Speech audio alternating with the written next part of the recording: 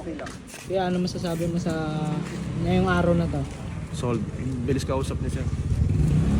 Bago na naman kayong aabangan guys. Ertiga sa Ertiga.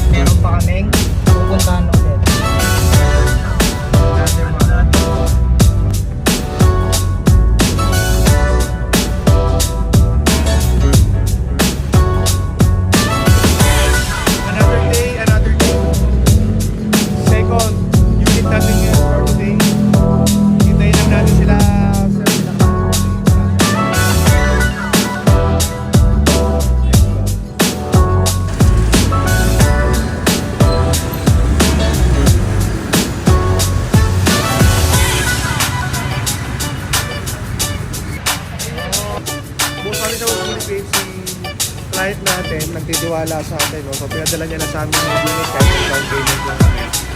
Then nandito tayo ngayon sa panibagong unit natin is Innova. So tingnan natin kung magkakasundo kami ni client. So possible uwi na rin natin yun. Meron lang muna